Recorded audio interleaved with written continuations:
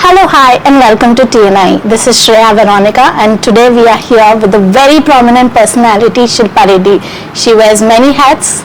She is Mrs. India, designer, also influential socialite. Hello, ma'am. How are you? Hi, Shreya. How are you? I'm good, ma'am. So finally, you're putting a face to the name. We have spoken many times over the last few years. Yeah. And now I know how Shreya looks. So, ma'am, my first question would be like, you have been promoting the culture of Telugu on social media a lot these days. So, what has encouraged you actually to start off with that? Because I started noticing that there is no respect and regard to our traditions, our culture, which is celebrated across the world. Yeah. It's like, ghar ki murgi dal barabar. This is not something that we can let it happen, because the world is applauding to the kind of culture we are holding. The world is like really recognizing what India had offered, from millennium, because of the social media. But I do see a little bit these days among the youth wanting to understand our history and our culture, but still there's a dearth. People have lost their identities, is what I feel, and it's a very dangerous road. Once you lose an identity, we will become like a Western country where the family is broken, and the ethical value system has broken. Yeah. And the love and respect for family members is broken. Being responsible towards a partner, spouse is broken. The compatibility, the bonding, there's so many cracks that can cause if you're not rooted in a culture which is so superior and which we have to celebrate. But then once your identity is lost, you become clueless. There will be no grounding factor. Lot of illnesses, mental illnesses, self-doubt, not knowing who you are, what values do you hold on to. So once that gets disturbed, the entire nation can fall. Yes. And I'm not saying I'm going to do a flip over or something. In my little ways, in my smallest of the means that I have, I would want to speak about something that people, when they look at my page or story, it has to either provoke a thought or it has to teach them something. Yeah. And I don't put up anything until I have learnt it, and I have seen the value in it, I've seen the beauty in it, I've seen the reverence in it. Yeah. So when I saw all of that, I thought this has to be shared with people, because it will only enhance their life. It will empower them, and it will give you a sense of pride in our culture. Or else all the previous generations, they thought all our traditions and all our cultural rituals are all some stupid things that our ancestors must have put together, and they felt ashamed of owning them, or they felt so small about not being able to explain what is our culture.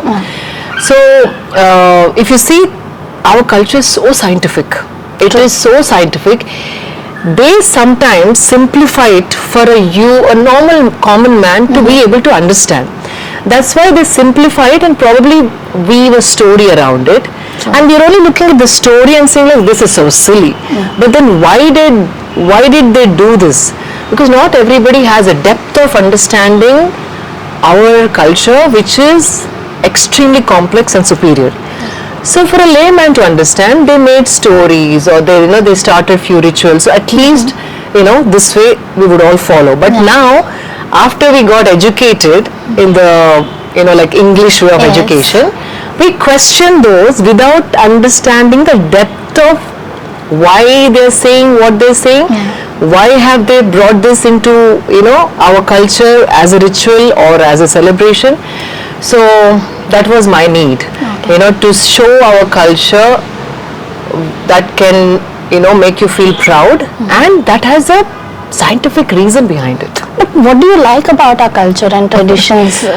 Because see, the culture and tradition what we have, no country on the planet has ever come up with, because ours is a very ancient culture. That's true. So we have invested a lot of time and energy, mentally, physically, scientifically, to decode a lot of like a universal truths that most of the countries have not even understood till now. That's true. So that's why, something, we can't reinvent the wheel and wait for another 2,000 years for either America or Japan or someone else to come up with this science. So what we have and what is already there, if you surface it, our country will benefit along with the entire world. Okay. So ma'am, we've seen you promoting sustainability, and this festival, the Sankranti festival, is all about harvest, Absolutely. sustainability and everything, and you've been a prominent person to hold that sustainability tag along always. This is my handloom, Yeah. Mangalgiri, a local weave that I'm wearing So today. what actually made you get into this phase of your life where you thought it's time that people should know about it? Sustainability is always been there in our country. Okay, it is just that we just started coining the word sustainability from West, and we are trying to talk about it as if something is needed now, and then sustainability is like the urgency of today. But what we fail to understand is, West started talking about sustainability because they never lived a life of sustainability. And once they saw a lot of destruction, then it struck them, this is not the way. Yes. This is not the way, that we can't continue doing this because it is not sustainable. It doesn't sustain life for long. That's true. We might dry up the planet. We might just burn down the planet in the name of, economic growth or whatsoever. Now they are trying to undo it. So now they're saying, oh, this is how we have to live. This has to, it has to sustain. But we always knew. We always knew how to live sustainably, whether it is how we made our clothes, the weaves, the fiber that we used are all natural. We didn't talk about synthetic. We didn't dig out, all these fossil fuels and started making plastic or whatever. We knew how to eat. We knew how to grow our food. We knew how to farm without using chemicals. We knew everything that could have gone ahead for thousands of years. But since we borrowed a lot from the West in the last 50 years only, from thousands of years, we never did that. Just in the last 5 to 6 decades, whatever we have borrowed from the West did a little bit of damage to our country also, our nation. And that's why it's just talking about sustainability to just reset the system that we already had. But some of it cannot be reset because of the population explosion across the globe, convenience, and people have gotten used to finding comfort and convenience, as their priorities. So that habits, very hard to kill certain habits. So I started talking about sustainability only to reset that we already have. So something that you and me are talking are the things that my grandmother, just 2 generations before me, have spoken about it.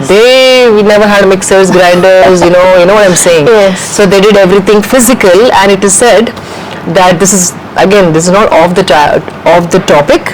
This is to sustain health. Sustain means anything that can be prolonged for as long it is meant to be living or being relevant. So apparently we are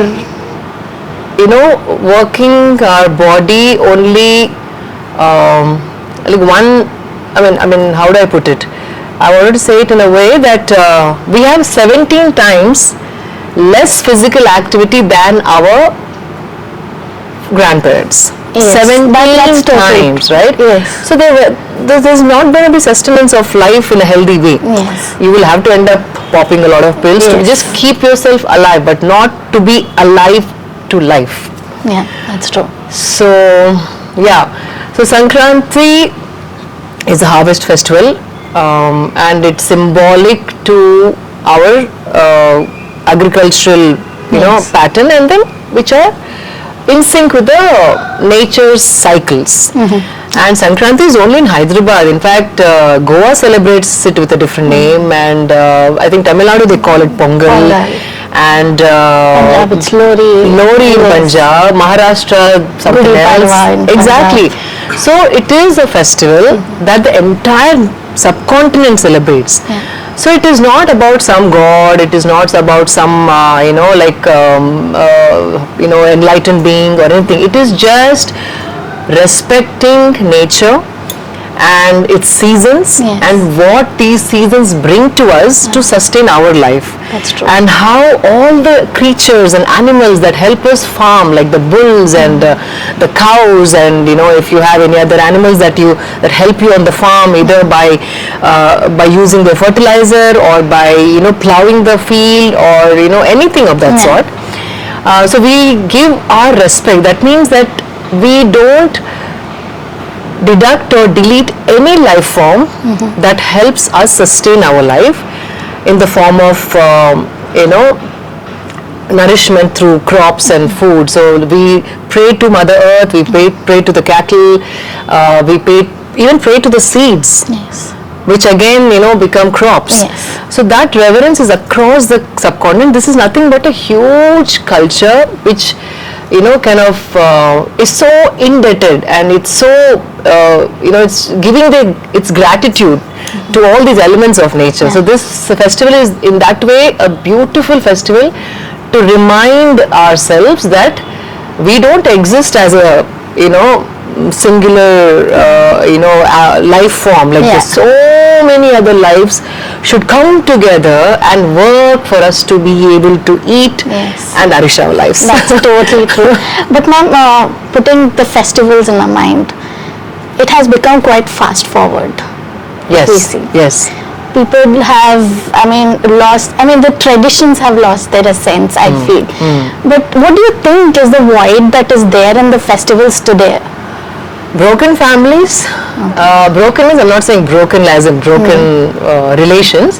I think nuclear families and your grandparents, uncles, aren't living somewhere far away from the urban area, or like in say 2-tier cities. The traveling, commuting, the kind of jobs that we have today, we don't have the 9-to-5 culture anymore. I feel the work, damn it extends till you fall asleep, which is so wrong. What are we chasing after? Like I personally feel, if you don't care for your life, I'm not just saying health, just for your life, that why you're here to enjoy the beauty of the existence and then survive with great relations. And in the bargain, we are losing our bonds, our ties with our families, getting distant from our culture, heritage, traditions, rituals, and trying to sleep till 10 a.m. because your body is beaten up throughout the week, and you're dying for a festival because it can be probably a long weekend. Maybe you can go off somewhere or sleep for 3 days or eat what you want. So the culture has become too economic driven. It has to, we all have to pause and have some balance in our lives. See, if you don't have balance, then there's no life. People say there has to be work-life balance. See, work-life balance is important. Only it is possible, only when you have balance. Like you should come home and be able to switch off work and switch on your father mode or daughter mode or brother mode or sister mode, whatever. So if you start carrying that, you lose balance. Once you lose balance, slowly illnesses will come. Slowly mental illnesses will come, and that will also manifest in the physical body. So all this running around, what is to fall sick? You should ask yourself all of these and prioritize, like list things like today. In a week, I want to call my mom 2 times. When you call your mom or dad, whomever you're close to, or a sister, just see how beautiful and therapeutic you feel. So it's very important to prioritize things. Being able to say no, you have to learn to say no. Like it is impossible for someone to feed me more than what I want to eat. It might come across rude sometimes. I try to say it the way I can say, in the best possible way, not to offend them. But sometimes when they push you too much, I have to put my foot down.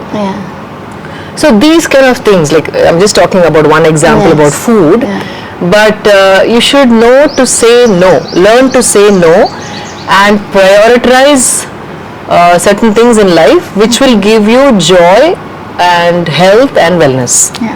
So talking about void and everything, what do you think, I mean, about the traditions of these festivals? Any forgotten tradition that we simplified everything. Like, see, obviously, again, every few decades things change. That's true. Life changes. So see, if my grandfather was farming, because it was that generation. Now maybe next few generations later, when I become a grandmother, my grandchild can't be saying that my grandmother was a farmer. He will say she was a model. So according to the changing times, our professions change.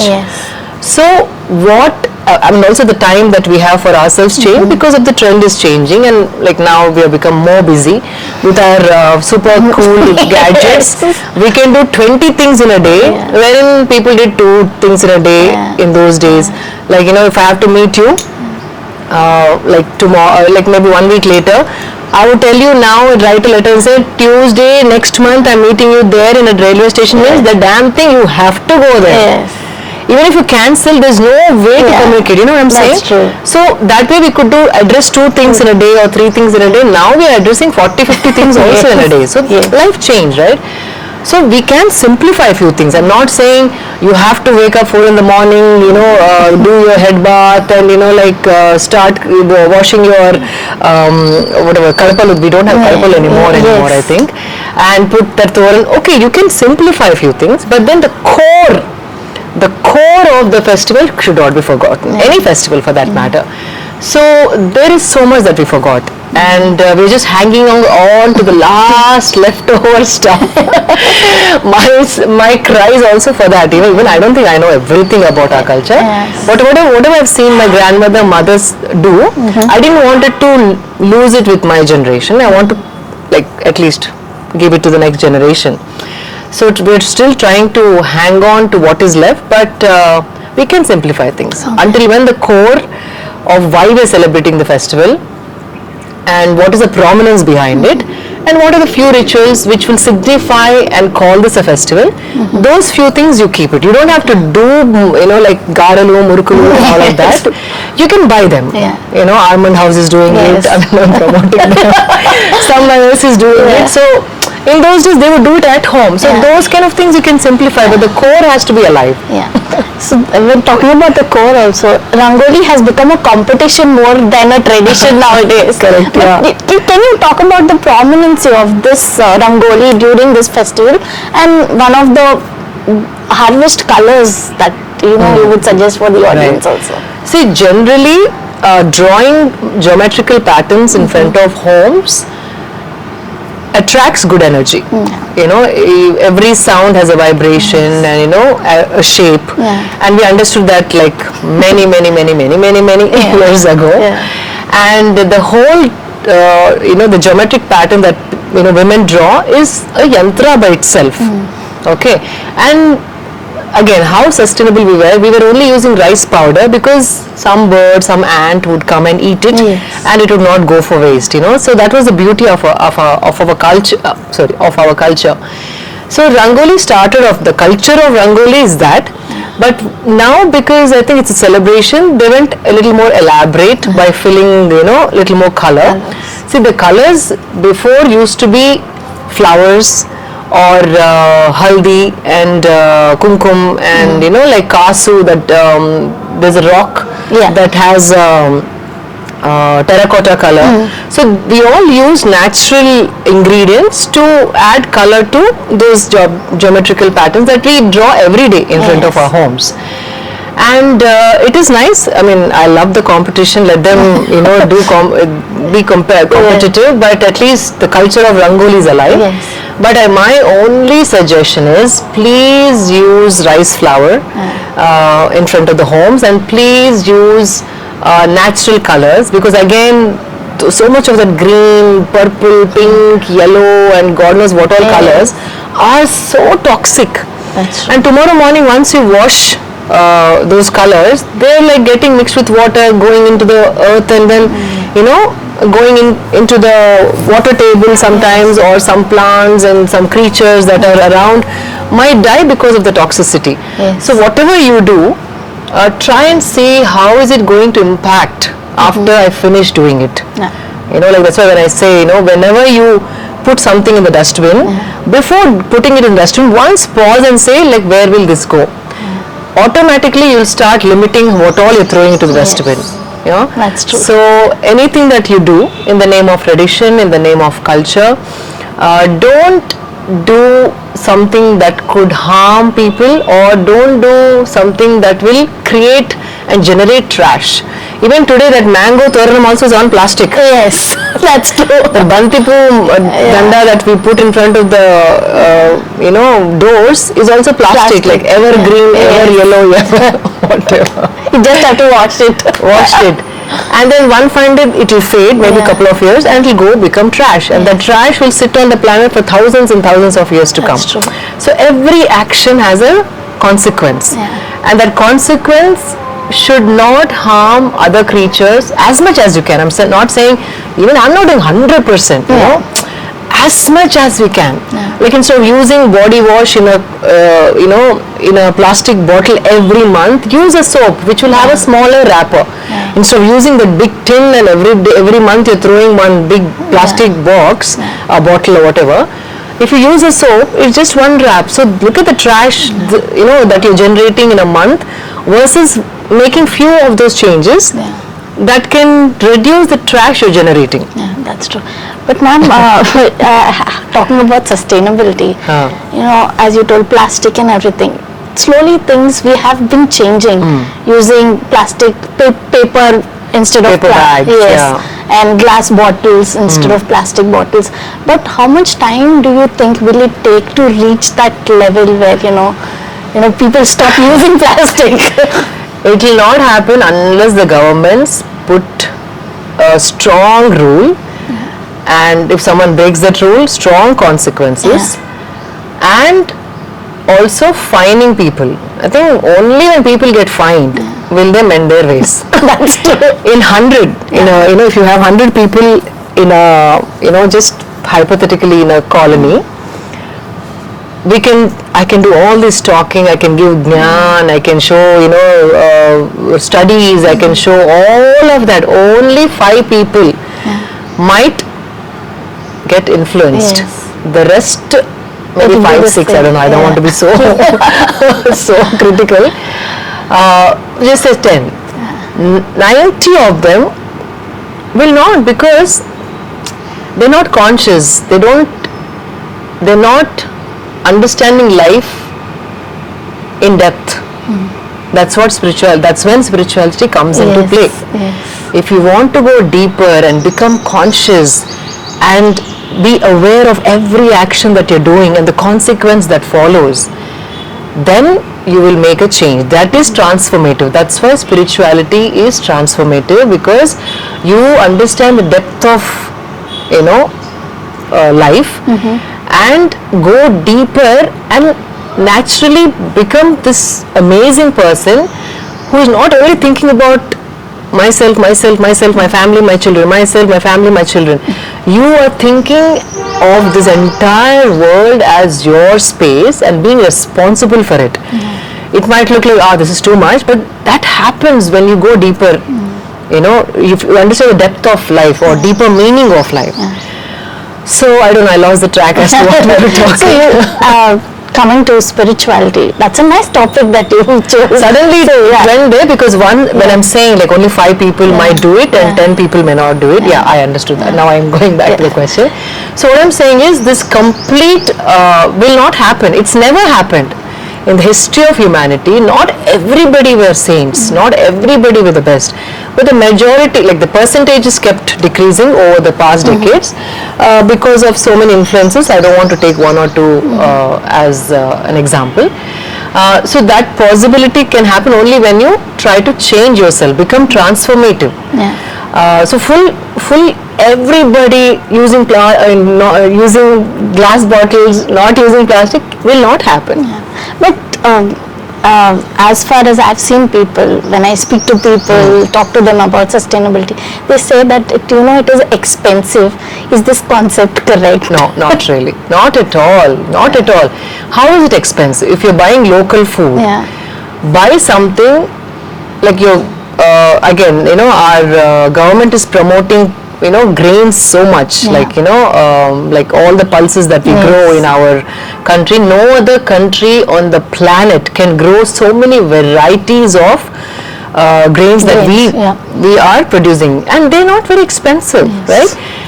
Just imagine if you want to eat sustainable, just talk about the food.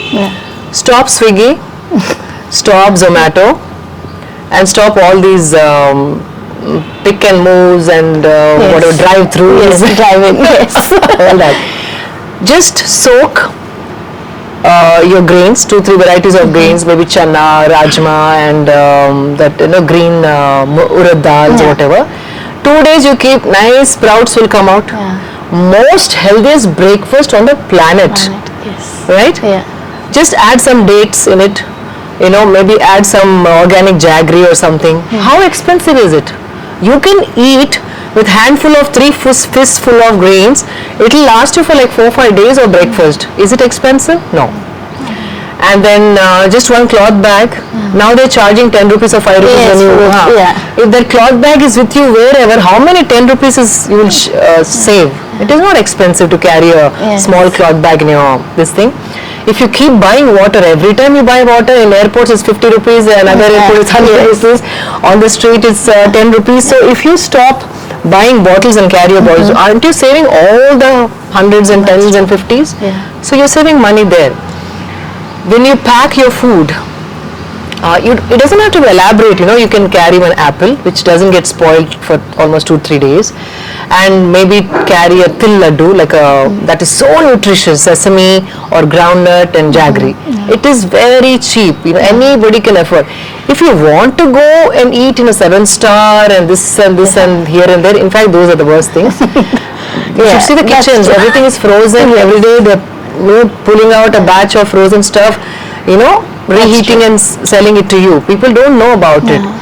What I'm saying is sustainability is not expensive, and I'm not joking. If you have a small space, 2-3 pots you put and grow your dhania and like palak and all of that, like I think 4-5 meals a month.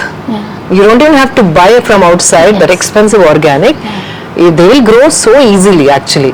You can enjoy nourishing organic food even if you have a small space. You can grow something that you can enjoy eating. You can grow what you call wheatgrass and make a juice out of it. It is high in all the B vitamins. So like it's just that you have to start thinking in that direction. Okay, you have to put a little bit of effort. It will be a little difficult for the first 10 to 15 days. Once that pattern is set, it is so easy, and you have to develop a taste. If you want to please your tongue, then you have to shell your pocket. If you think the food I'm eating is for my well-being and it's nutritious, then you have to change your palate. That's true. And work towards it, and not put trash in your stomach, and eat how much ever you need. Eat on time to sustain health without using giving the business to all the hospitals or doctors or the pharmaceutical stores. So what you spend on Talking about spirituality, you seem spiritual as well, looking at your social media posts. At phase of your life, how dedicated you are towards it. See, the thing is, again, people from all over the world come to learn the inner dimensions of how to, use your prana or breath work or yoga or meditation. Why are they coming from thousands of miles to this land? You just ask. You are born on this land. That means you're born to the kind of wisdom which no other, again I'm repeating, no other country on the planet has. So you can find so much if you really dig deep. And now we have internet, we have chat GPT, and chat GPT can give you even sources from where you can get authentic information about these things. And we have some amazing gurus who are imparting their knowledge. I'm proud to call myself a Isha meditator because until then I was into fitness. I was physically fit. Okay, but mentally I was happy, but then there was no fulfillment. There was no fulfillment, like you enjoy, okay, you're working out every day, you're eating well, and you're looking good, you're looking hot, and all of that, you're photographing well. It's all fine, but when you close your eyes, how are you feeling within? It is all superficial, bahar. Okay? When you turn inwards, you have to feel, wow, like it's so satisfying. It is, I feel so fulfilling. That feeling comes only when you go deeper. There is a complete science in our country, like how we have, many forms of workouts to train the muscle and the body, which you can see from outside.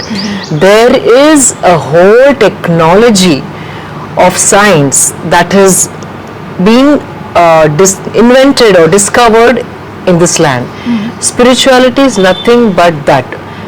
We are using those tools and technologies and what our saints and sages have put together like a format, like do this, you'll sleep well, or you will not even get attracted to trash or junk food. Do this, your lung capacity will be great. You have giving more oxygen to your body, so your mental alertness is your mental alertness is more. You're sharper, you're more aware, you're more alive to this moment. So much is there in this country. That is spirituality, enhancing your inner dimensions. Physically, anybody can look good. You put makeup, you wear good clothes, you train in the gym. Bahar se everybody can look beautiful with some, like so much we can do from outside. But inside we're all hollow. Once that is filled, then you're spiritual. And we have that in every person. We are spiritual beings living a human life, they say. We are not human beings seeking spirituality. We are spiritual beings not realizing that we have so much within this body and mind, and trying to live outwardly like other creatures. So the change happened after I started doing some kriyas. Okay, like I've learned I've done few courses with Isha, and it worked for me. I mean, see, it's not only one way you do it. That's the beauty of our country. There are 100 ways of discovering and turning inwards. My way was this. Like this came to me and it worked beautifully for me.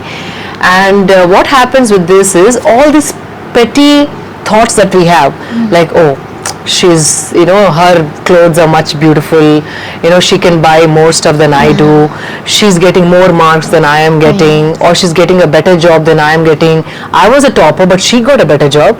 This comparison, jealousy, feeling little about your own self, or having the self-doubt and worry without even, see, people worry about future. They really don't know if that's going to happen, but then worry is killing them.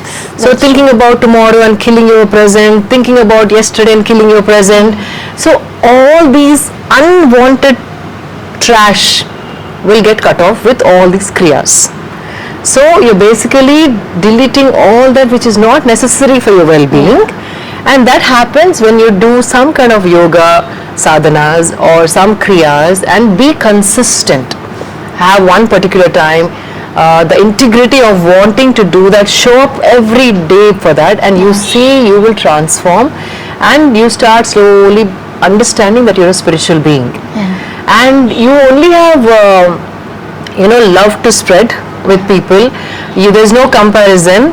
So see, this wisdom is in the country. Of turning inwards, becoming a better person, understanding the deeper meanings of life, becoming fulfilled within yourself without seeking material possessions. You can have material possessions, but also being able to know that you don't develop this emotional attachment to materialistic things. It is there for you, enjoy it, but then after that there's no like attachment to my car, attachment to my bag, attachment to my phone. That that emotional attachment happens only when you want to possess. You have it, you enjoy it, but you also know how to detach from it. That is what spirituality teaches you. Even with relations, you don't feel the need to latch on to somebody and constantly needs validation. Like most of the relations I see these days, they get so insecure, and they feel they need to be validated every day. Like you're looking beautiful, I love you. Did you go, did you eat, did you reach? All this like latching on to somebody and not letting them breathe in a relation happens also because there's some void within you. So all these kind of jealousy, self-doubt, insecurity and validation and all this can go down the trash if you become spiritual. For that you need to work. Like how you go to the gym to build your muscle, you need to work to clean up this mess that keeps coming to you through so many influences. You're not at fault. You're seeing something visually on TV, it is in you. You're listening something, it is in you. Everything you're taking in so much of information, so it will start playing your mind. When you're spiritual, you can clean up all of this and become again like more centered and more meaningful, more fulfilling, more aware as to what is it that is good for your well-being. All this is fine, but then why am I wasting my energy thinking? So that awareness, that consciousness comes with spirituality. So I've seen that change when I started all my sadhanas, and sadhana after sadhana after sadhana I kept adding because it is so beautiful. You can only be so happy all the time without a reason. You become a better mother, you become good with your spouse, you're not troubling them or you're not seeking validation. All you have is only to give love and be there for them, fully present with them. So that's the beauty. So what role does meditation play in our lives, ma'am, and how important it is for one of us to meditate? See, there are many levels of meditation. First of all, not everybody can meditate immediately. Okay, it takes work, but again it is the priority, because as I said, there's so much visual input, so many reels we see. Like one reel is about dogs, you switch or like scroll. Another one is about some murder, another one is about health, another one is about God knows beauty. So like emotion is switching from pets to health to beauty to murder to politics to Sanatan Dharma to something. So in maybe 20 minutes your emotions are switching so rapidly. The attention span is coming down drastically among the younger generation. So the inputs that we have are too many now. The stimulation that our mind is taking through social media, through gadgets, through TV and this and that, like visually, what I say, like whatever you see, hear, touch, taste, feel, they're all sensory things.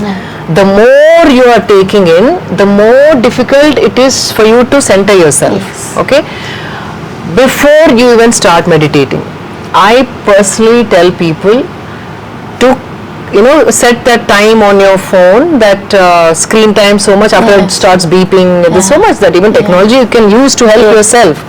Be responsible when you're using technology, and if you're using it for 5 hours, try to bring it down to 2 hours.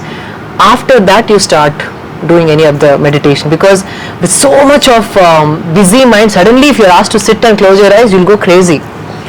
Most of them, they can't sit with themselves and with their own thoughts, because your thoughts are confronting you, and then you yourself have become the enemy of your own self. I don't know if that makes sense.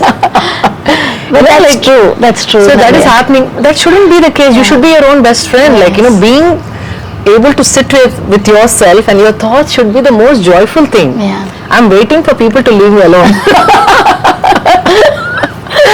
So I'm like sitting and like enjoying the emotion and all of that. Not worry. So first, cut down few in what you take in, like even consuming what you're consuming, food wise, visually also. Watch less content of violence, because when you open Netflix or whatever, it's all about terrorism. It's all about murder cases, murder mysteries, or spies, and whatever. It's all killing. So if you keep watching that day in, day out, definitely your mind is going to get affected. Sure. So be careful about what you're watching. So I only like watch fun movies, like about family, like all these animation movies I watch. I watch National Geographical, all these about animals, forests, Amazon, this and that, about, and so much food, so much is there for us, but you have to audit this, what I'm taking in. Then things will change in the first 1 month. Then you try to sit in meditation, but with a guided meditation. So not everybody can, it's not easy to like go into meditation. As I told you, you can't stop your thoughts, but you can be a spectator of your thoughts. So what happens most of the time is, when you sit, you roll with your thoughts and you become your thoughts. One thought comes, emotion comes with the thought, because you're becoming that thought. So with meditation, what you learn is, you're sitting, one thought comes, you should be able to look at the thought as a third person, and then one day I'm like, oh, this is how I think. I'm saying, oh, this is how I react. This is how I, this thought, why is it coming to me again and again and again? What is, that self-introspection can happen when you sit with yourself alone, even if you're not meditating. First, I tell people, sit with yourself 10 minutes and just observe the kind of thoughts you're getting. Second day, you sit. If you want, you can make a journal, like just pointers. Third day, fourth day, be consistent, day in, day out, not more than 10 minutes. And slowly you'll start understanding yourself, and you'll understand the patterns, how you behave, how you react, what makes you sad, what makes you happy, what hurts you, why it's hurting you. Then you can navigate your life and you understand how you behave, and that's an empowerment. That's what it is. Meditation can empower you and not get lost in your thoughts and get driven by your thoughts and become your thoughts, but to manage your thoughts, and you can introspect your personality and what changes to bring into your to transform as a person, or become a better person, become a better mother, or whichever roles that you play. Okay. So you were talking about watching good content on OTT platforms. What kind of content you love to watch? Anything that that's what I do. Attenberg's, or David Attenberg's, or most of the series I watch. My favorite is Planet Earth. Okay. I think watched it at least 3 times, the whole series. Then now I also started watching Discovery Plus. Okay. In Discovery Plus, there's a lot about different subjects, like they talk about different temples of India, why they're prominent, about culture, about geography, and why this continent has this speciality, and which animal is from which continent, why, all of that. So that is more, it gives me more knowledge. And actually speaking, I stopped watching TV to a great extent, and I'm listening to a lot of podcasts. Oh, okay. Because podcasts, your eyes are not getting strained. You can listen to a podcast. You don't have to see the person. So I don't even put my earplugs. I just leave the phone on, the speaker on, and then I just sit. That way the radiation is also not in your, near your ear, and you don't have to visually strain your eyes. You're just listening, and your concentration is a lot more. And podcast, you select something mostly like TED Talks. There's some amazing TED Talks. In 15 minutes, you will understand things that you've never understood. So TED Talks are great. You can talk, you can search as to what subject interests you. Like if you're a computer, engineer, like there's so many people who spoke about how to excel in that field. Yes. If you're a psychiatrist, psychologist, if you are running an NGO, so many TED Talks. If you're a reader, what kind of books to read, why to read. Brilliant. I mean, this generation should be so thankful to internet that you can learn anything without going and having a membership in the library, signing the books, taking it home, like how it used to be then. So it is a boon. It's a blessing and a boon, but you should be able to use it to your advantage. So podcasts are great. Guided meditation, so many on YouTube, those are great. And content also, you have to select the content that doesn't disturb your mind, but enhances your life or teaches you something new and makes you happy. So apart from the social media thing and everything, but I wanted to understand how influential was social media in your life? It was very influential. I mean, first it was excitement. When Facebook came, it was so exciting because 10 years before, like I lost a connect with somebody, one of my friends in Canada, after I returned to India and got married. I suddenly saw her on Facebook and I'm like, oh my God, this Facebook is magical. I can connect to anybody from anywhere through Facebook. So that was it's like a path-breaking, revolutionizing kind of a thing for us, Social media, I think, came 20 years back or something, more than that, little more than that, I think.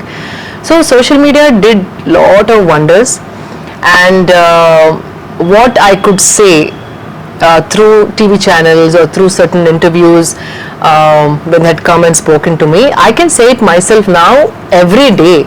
I don't have to wait for that person to come and ask me the questions that I wanted them to ask. Nothing like that. For me, I'm just talking about my personal thing. And of course, I learned so much. Every day I'm learning, and from authentic sources, from the horse's mouth, they say, person who, like, sometimes when you read from some sources, you don't know who said it and if it's authentic or not. But when you know the person and he or she is great at the work that they do, we can hear them speak directly. Isn't that beautiful? I mean, that is like no filters, like meaning you don't have to wonder if it's the right source or not. That way also you learn so much from an authentic source, and you can speak from where you stand. But again, because you have the power of speaking, you can't speak trash. You have to be responsible. I mean, I think 100 times to say anything on my social media platform. I do my research as much as I can. But again, if I have my personal opinion also, I will put it across. But without doing any research or looking into multiple perspectives, I don't really put anything out on social media. So responsibility is a must. And whatever you share has to benefit somebody, or it has to teach you something, is what I always felt. And in that aspect, social media is like a learning tool for me. Okay, that's nice. Yeah. So coming to the lighter note, ma'am, you put yourself so fit out there. You're always, shining bright. What is your fitness secret? Consistency and discipline. Nothing comes to you easy in life, whether it's education or fitness or meditation or excelling in your career. Success doesn't come easy if you're not consistent, and if you're not balanced. It will not sustain if you're not balanced. It can come to you maybe with discipline and consistency, but if you want to sustain it, you need balance. So consistency, discipline and balance are very, very important to reach to a point you want to reach and sustain that. Like, not just touch it and come back. Because I've seen so many people, they say, I've lost 20 kilos. They can reach there, but then to stay there is another level of work that goes into it. So constantly, prioritizing what you want from your life is important. Working for it with consistency, and having the discipline to show up every day for that to happen, and to keep a balance by not overdoing anything that you want is what is my mantra. Nowadays people lack focus on things, ma'am, but what do you suggest to stay focused in life and be consistent like you? You have to, now I feel from all the other generations, previous generations. This generation needs the science of yoga and meditation more than any other generation ever needed. Because even though we didn't have such busy lives, our ancestors have charted out so many kriyas and techniques to calm the system, get clarity, do good, be good, maintain your health, mental focus and all of that. So now, because of the crazy busy lives that we live, this is the time all the younger generation, even younger people, middle age or whatever, because they've taken up so much upon themselves with social media and high-tech gadgets that we have. You need to clear the trash every day, or else it will accumulate and it will weigh you down, and you will start slowly becoming depressed, lonely. Those are the starting points of breaking down. If you start feeling lonely, if you start feeling demotivated, you should understand those are the first signs of depression. Once you touch depression, there is no going back, unless some strong support system you have in your family who will pick you up and make you do something that will undo it. So the moment, and that's happening a lot in today's world, like young children are talking about mental illness, which is so bizarre. Without any responsibilities, without any having to earn, having to pay the bills, just students who have given a great college, the education fees is paid by the parents, just to study they're feeling depressed. So that means the outer influences are too many for this generation. I feel sorry for them, they're not to be blamed. But how? There is a way to undo all of this.